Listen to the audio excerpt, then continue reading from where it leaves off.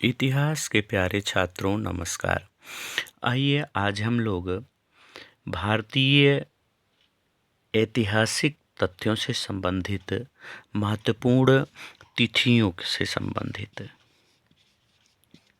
तिथियों के बारे में ये जान लिया जाए कि कौन सी आपकी परीक्षा में अति महत्वपूर्ण है। चाहे वो कक्षा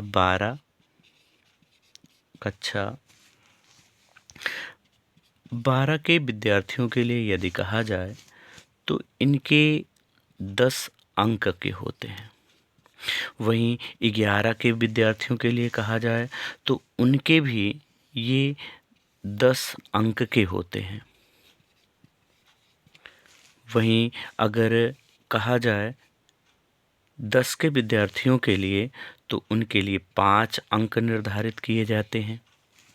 यदि 9 के विद्यार्थियों के लिए कहा जाए तो उनके भी 5 अंक के प्रश्न आते हैं इन्हीं तिथियों से ही। इसी तरह यदि कहा जाए तो 8 के विद्यार्थियों के तो उनके भी 5 अंक के प्रश्न विद्यालयों से बनाए जाते हैं। तो इस प्रकार कहा जाए कि बच्चों के आपके ये अंक इसी वीडियो से ही मिलने वाले हैं। आइए ये देखा जाए कि कौन से ऐसी तिथि है जो आपके लिए अत्यंत महत्वपूर्ण है और आपको जान लेना चाहिए अपने अंकों को प्राप्त करने के लिए। प्रिय बच्चों, आप इन तिथियों को अपने मित्रों तक भी शेयर कर लीजिए और आप भी बेल आइकन दबा लीजिए जिससे आपको नई नोटिफिकेशन मिलती रहे और अंकों को प्राप्त करने में पूर्ण सहायता प्राप्त हो सके। आइए पहली तिथि यदि जानी जाए तो पहली तिथि आपकी जो होगी वो 599 ईसा पूर्व की 599 ईसा पूर्व की क्या हुआ था? तो ये हुआ था आपका महावीर स्वामी का जन्म हुआ था। महावीर स्वामी का जन्म हुआ था। आइए दूसरी तिथि देखी जाए। दूसरा क्या हुआ था? 563 ईसा पूर्व 563 ईसा पूर्व में क्या हुआ था? तो ये हुआ था महात्मा बुद्ध का जन्म हुआ था ना। महात्मा बुद्ध का जन्म हुआ था। यदि अगला कहा जाए 527 ईसा पूर्व तो 527 ईसा पूर्व में क्या हुआ था? तो ये हुआ था महावीर स्वामी की मृत्यु हुई थी। क्या हुई थी? महावीर स्वामी की मृत्यु हुई थी। यदि अगली डेट कही जाए तो 326 325 ईसा पूर्व क्या हुआ था? तो सिकंदर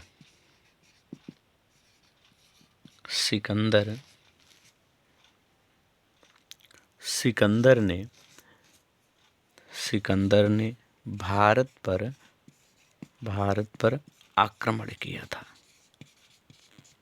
सिकंदर ने भारत पर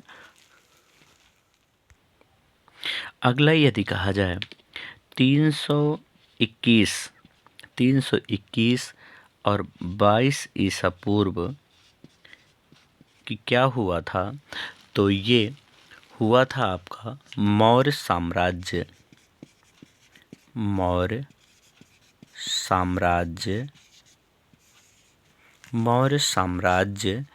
की स्थापना हुई थी। यदि अगला कहा जाए 323 ईसा पूर्व ये 323 ईसा पूर्व में क्या हुआ था? तो ये हुआ था सिकंदर की मृत्यु हुई थी। सिकंदर की मृत्यु हुई थी ना। सिकंदर की 323 ईसा पूर्व में क्या हुई थी, तो ये उनकी मृत्यु हुई थी। यदि अगला कहा जाए आपका 273, अगला यदि आपसे कहा जाए कि अगला क्या हुआ था, तो 273 ईसा पूर्व। 273 ईसा पूर्व में क्या हुआ था बच्चों, तो 273 ईसा पूर्व में अशोक गद्दी पर बैठा था। अशोक गद्दी पर बैठा था। वैसे आप जानते हैं कि मौर्य वंश की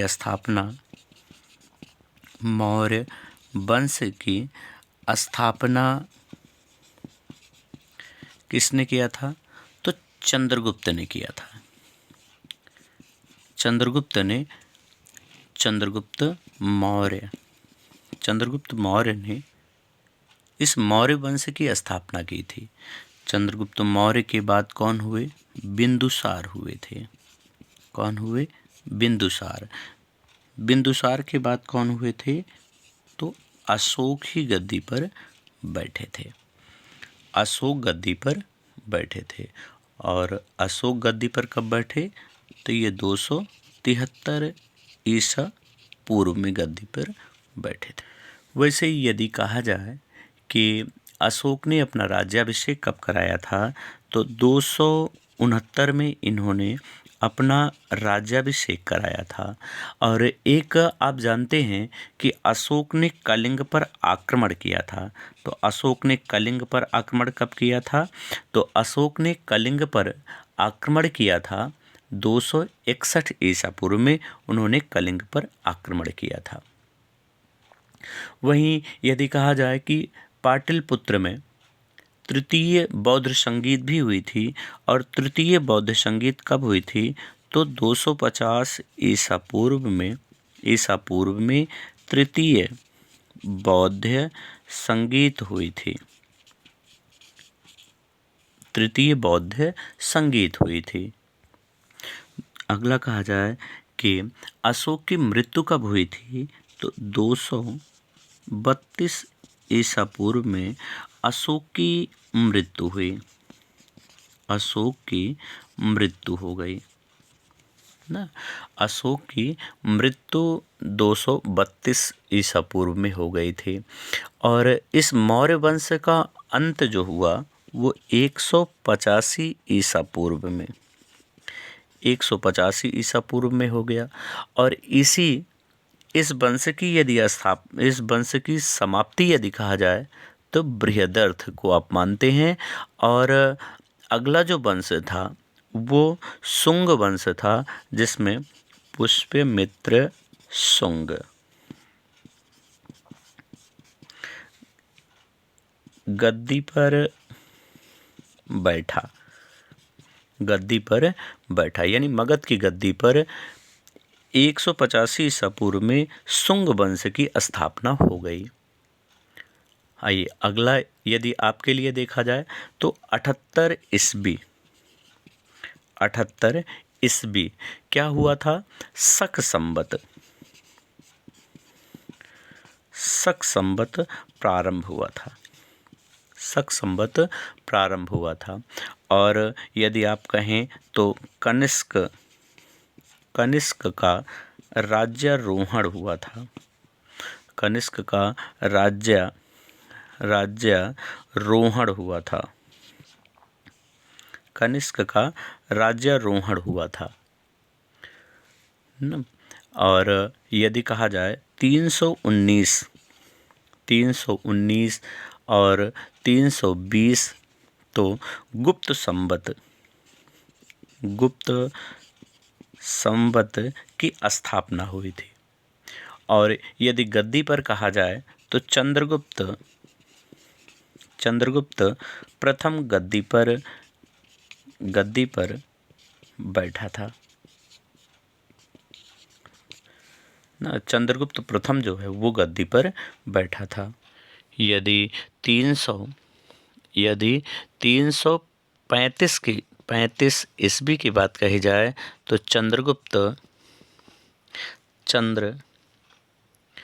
चंद्रगुप्त की मृत्यु हुई थी। चंद्रगुप्त की मृत्यु 335 ईसा पूर्व 335 ईस्वी में हुई थी। और यदि 375 ईस्वी कहा जाए तो 375 ईस्वी में चंद्रगुप्त विक्रमादित्य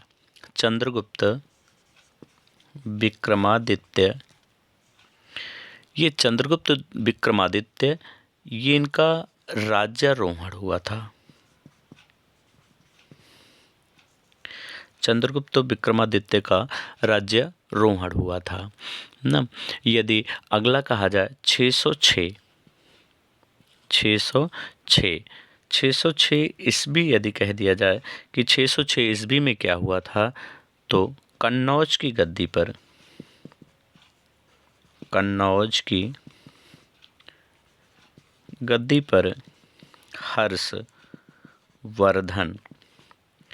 हर्षवर्धन कन्नौज की गद्दी पर बैठे थे। कन्नौज की गद्दी पर हर्षवर्धन बैठा। यदि अगली डेट कही जाए तो 647 ईस्वी हर्षवर्धन की मृत्यु हुई थी।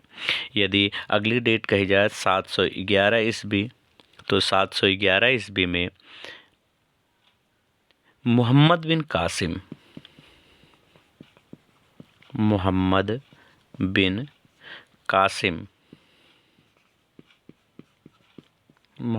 कासिम ने भारत पर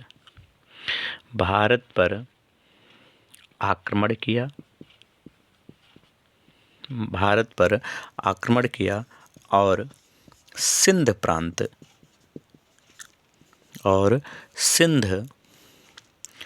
प्रांत पर अधिकार कर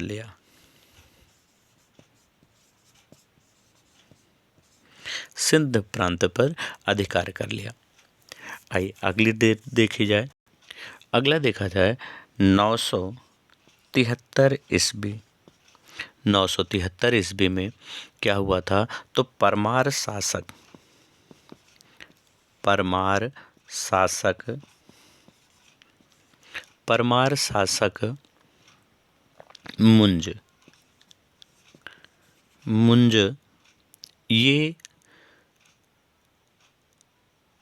मुंज गद्दी पर बैठा।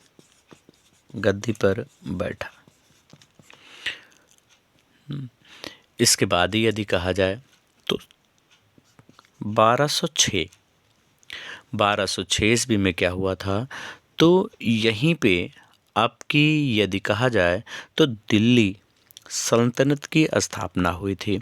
किसकी? दिल्ली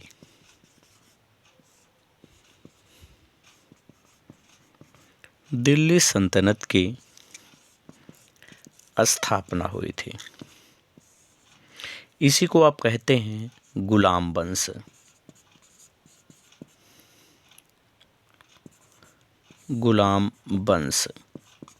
ये दिल्ली सिंहासन पर बैठने वाला पहला वंश था। और इसी को यदि कहा जाए तो आप कह लेते हो कि मुसलमानी राज्य की स्थापना हुई थी। और इस गुलाम वंश का प्रथम शासक यदि कहा जाए कि गुलाम वंश का प्रथम शासक कौन था, तो आप जानते हैं कौन था? कुतुबुद्दीन।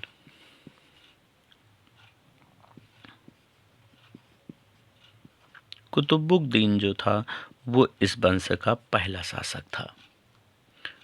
और कुतुबुद्दीन के बाद यदि कहा जाए तो इस गद्दी पर बैठने वाला जो दूसरा शासक था 1211 ईस्वी में कौन बैठा, तो यहाँ पे बैठे थे आपके इल्तुतमिश।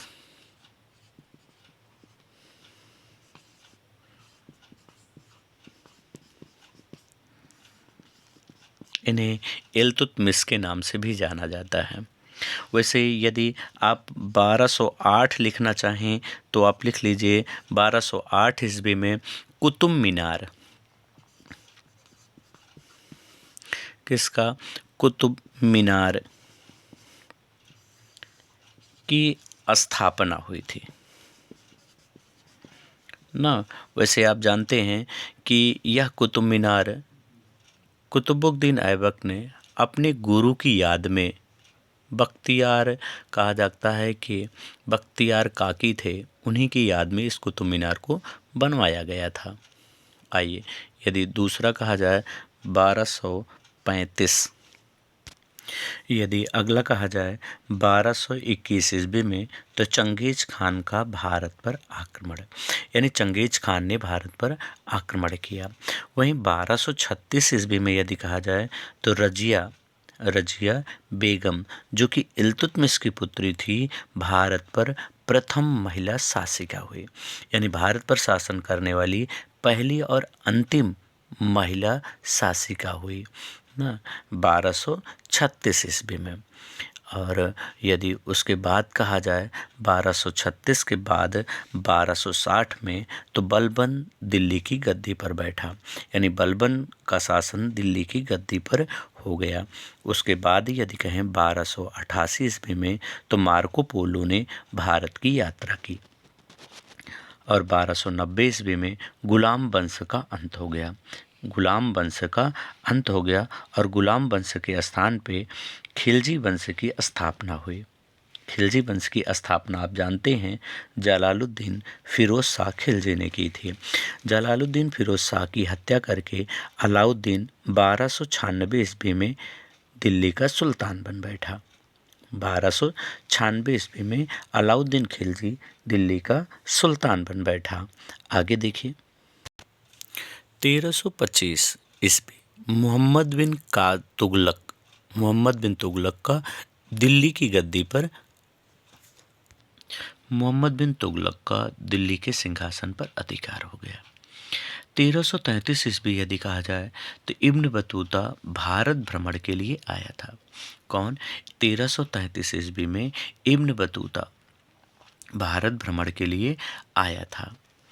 और अगर अगला कहा जाए 1336 ईस्वी तो 1336 ईस्वी में दक्षिण में विजयनगर साम्राज्य की स्थापना हुई थी। विजयनगर की स्थापना हुई थी, या आप कह सकते हैं विजयनगर में हिंदू राज्य की स्थापना हुई थी। 1398 ईस्वी में 1398 ईस्वी में भारत पर तैमूर का आक्रमण हुआ था। भारत पर तैमूर का आक्रमण हुआ था 1300। वहीं 1300 यदि 69 में कहा जाए कि 1369 ईस्वी में क्या हुआ था तो गुरु नानक का जन्म हुआ था 1369 में। और 1483 में यदि कहा जाए 1483 ईस्वी में बाबर का जन्म हुआ था। बाबर का जन्म हुआ था और यहीं से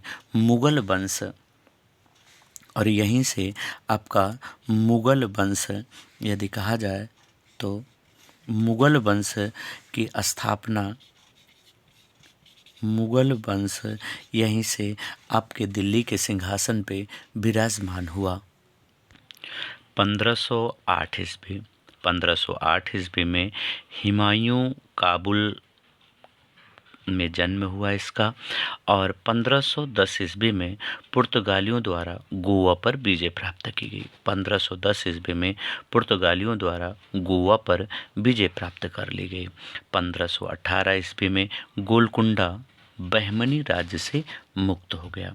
1518 ईस्वी में गोलकुंडा बहमनी राज्य से मुक्त हो गई। और बहमनी साम्राज्य कहा जाए तो बहमनी साम्राज्य 1347 ईस्वी में हसन गंगू ने इसकी स्थापना की थी। हसन गंगू ने बहमनी साम्राज्य की स्थापना 1347 ईस्वी में की थी। प्यारे बच्चों, आप इस चैनल को सब्सक्राइब कर लीजिए। आशीष तिवारीपुर, आप अपने मित्रों को भी शेयर कर दीजिए ताकि उन्हें भी आपके इस टाइमलाइन का पूर्णतः अंकों की प्राप्ति उन्हें भी हो सके और आपके वो ये माने कि आपके द्वारा ही हमें पूर्णतः अंकों की प्राप्ति हुई है। आइए आगे देखा जाए बच्चों कि 1318 के बाद 1526 में क्या हुआ था। आइए बच्चों आगे 1526 में पानीपत का प्रथम युद्ध हुआ था। पानीपत का प्रथम युद्ध 1526 में हुआ था। 1527 में खानवा का युद्ध हुआ था। 1528 में चंदेरी का युद्ध हुआ था और 1529 में घाघरा का युद्ध हुआ था। 1530 में यदि कहा जाए तो बाबर की मृत्यु हो गई थी और हुमायूं गद्दी पर बैठा था। वैसे प्यारे बच्चों, यदि बाबर पे आप ट्रिक यदि कहें कि बाबर की ऐसी कौन सी ट्रिक हो जिस पे हमें पूर्णतः ये प्राप्त हो जाए कि बाबर को कैसे जाने, तो सबसे आसान सी ट्रिक है बच्चों कि पी 1526 में यानी पानीपत, 1527 में खानवा, 1528 में चंदेरी और 1529 में घाघरा और 1530 में यदि कहा जाए तो 1530 में आप देखे हैं कि बाबर की मृत्यु हुई थी। यानी 1526 से लेकर के 1530 में उसकी अंतिम लीला थी भारत में। ये भारत की बातें हो रही हैं कि भारत में 1526 में उसने खानवा लड़ा, 1527 में खानवा, 1528 में चंदेरी, 1529 में घाघरा और उसकी जीवन लीला समाप्त हो गई। 1539 में कहा जाए तो चौसा का युद्ध हुआ था। 1540 ईस्वी में शेरशाह सिंहासनारूढ़ हुआ और कन्नौज का युद्ध हुआ था। कन्नौज का युद्ध हुआ। 1556 ईस्वी में कहा जाए तो हुमायूं की मृत्यु हुई थी और पानीपत का दूसरा युद्ध हुआ था और अकबर सिंहासनारूढ़ हुआ था। यानी 1556 में हुमायूं की मृत्यु हुई, पानीपत का दूसरा युद्ध हुआ और अकबर सिंहासन पर बैठा। अगला 1564 यदि कहा जाए तो अकबर ने जजिया कर को समाप्त कर दिया था। अकबर ने जजिया कर को समाप्त कर दिया था 1564 ईस्वी में। 1576 में कहा जाए तो हल्दी घाटी का युद्ध हुआ था। कब? 1576 में हल्दी घाटी का युद्ध हुआ। 1582 में कहा जाए तो अकबर ने दीन ए इलाही धर्म की स्थापना की थी। अकबर ने दीन ए इलाही धर्म की स्थापना 1582 में की थी और 1600 में यदि कहा जाए तो ईस्ट इंडिया कंपनी भारत आई थी। ईस्ट इंडिया कंपनी भारत आई थी। 1605 में अकबर की मृत्यु हो गई। 1605 में अकबर की मृत्यु हो गई और जहांगीर सिंहासनारूढ़ हुआ। 1627 में जहांगीर की मृत्यु हो गई और छत्रपति शिवाजी का जन्म हुआ। यानी शिवाजी का जन्म कब हुआ? तो 1627 में। कहाँ हुआ था? बीकानेर की पहाड़ी में। और वैसे कहा जाए कि शिवाजी के पिता कौन थे? तो शाहजी भोसले थे और इनकी माता जीजाबाई थी। आइए अगला देखा जाए 1664 ईस्वी में फ्रांसीसी ईस्ट इंडिया कंपनी की स्थापना हुई। फ्रांसीसी ईस्ट इंडिया कंपनी की स्थापना 1664 में हुई। 1575 में गुरु तेग बहादुर को मृत्युदंड दिया गया। गुरु तेग बहादुर को मृत्युदंड दे दिया गया। और अगला कहा जाए कि 1664 में क्या हुआ था? तो शिवाजी का राज्याभिषेक किया गया। शिवाजी का राज्याभिषेक 1664 ईस्वी में हुआ और औरंगजेब ने जजिया कर को पुनः लागू कर दिया। औरंगजेब ने जजिया कर को पुनः लागू कर दिया। कब लागू किया? 1664 ईस्वी में। वैसे यदि कहा जाए कि अगर कहा जाए कि अकबर ने कब समाप्त किया था? तो अकबर ने 1564 ईस्वी में 1564 ईस्वी में समाप्त किया था। किसने? अकबर ने इसे समाप्त किया था और 1674 में इसे औरंगजेब ने पुनः लागू कर दिया। 1707 में कहा जाए तो औरंगजेब की मृत्यु हो गई। कब? 1707 में। 1757 में क्या हुआ? प्लासी का युद्ध हुआ था। 1764 में क्या हुआ? बक्सर का युद्ध हुआ। 1765 में इलाहाबाद की संधि हुई और 1773 ईस्वी में रेगुलेटिंग एक्ट पारित हुआ था ना, 1773 में। यदि कहा जाए भारत के लिए यदि नियमों का उल्लेख शुरुआत किया गया तो 1773 से ही। 1793 में बंगाल में अस्थाई बंदोबस्त व्यवस्था लागू की गई और चार्टर एक्ट पारित किया गया। 1798 में कहा जाए तो बेलेजली भारत का गवर्नर जनरल बनकर आया था 1798 ईस्वी में। और 1799 में कहा जाए तो चतुर्थ आंग्ल मैसूर युद्ध हुआ था। चतुर्थ आंग्ल मैसूर युद्ध हुआ था और इसी में टीपू की मृत्यु हुई थी। और यदि यदि कहा जाए कि तीसरा आंग्ल मैसूर युद्ध कब हुआ था तो 1790 से 1792 ईस्वी में हुआ था और यहीं हुआ था श्रीरंगपट्टनम की संधि हुई थी। और द्वितीय कहा जाए तो 1780 ईस्वी में हुआ था। 1780 और 84 में हुआ था। इसमें हैदर अली की मृत्यु हो गई थी। और प्रथम कहा जाए 1767 से 1769 ईस्वी में ये आपका प्रथम मैसूरी युद्ध हुआ था। तो इसमें यदि कहा जाए तो ये हुआ था आपका टीपू सुल्तान और हैदर अली से संबंधित ये युद्ध हुआ था।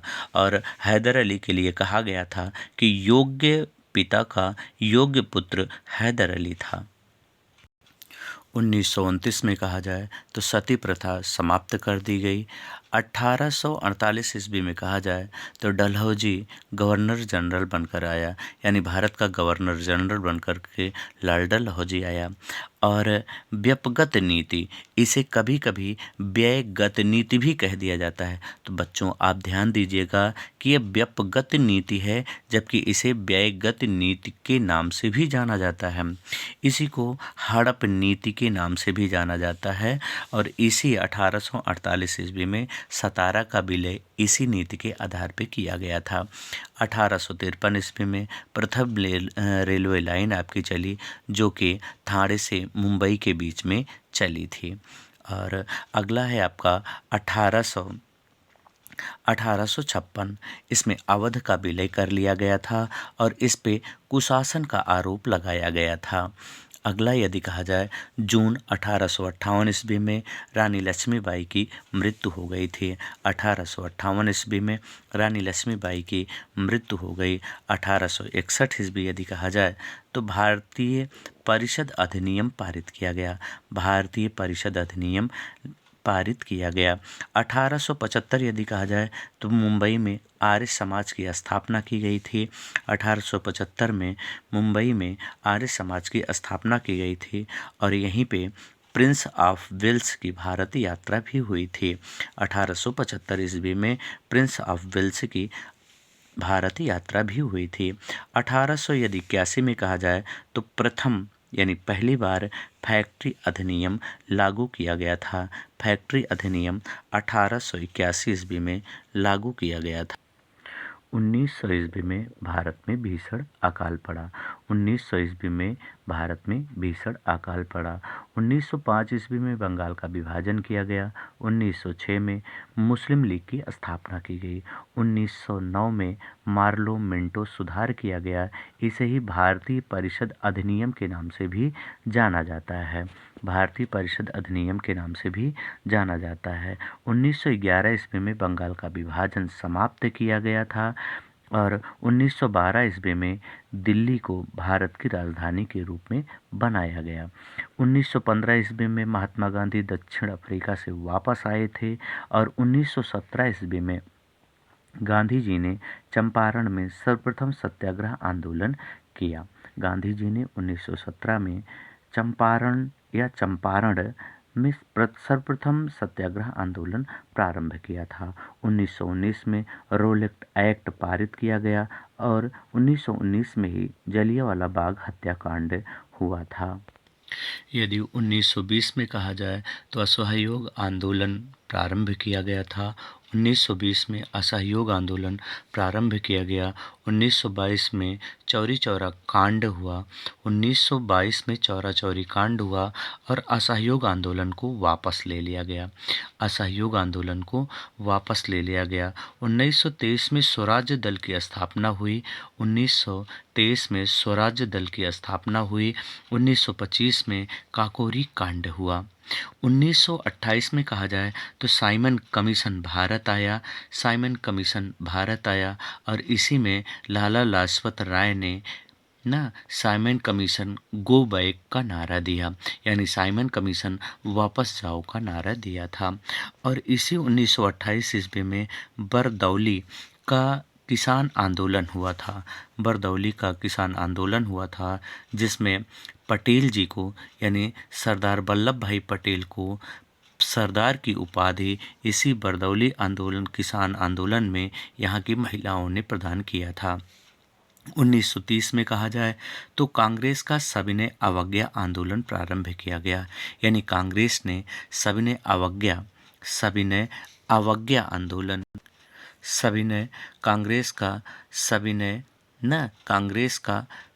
कांग्रेस का अवज्ञा सविनय एक मिनट कांग्रेस का सविनय अवज्ञा आंदोलन प्रारंभ हुआ और गांधी जी का नमक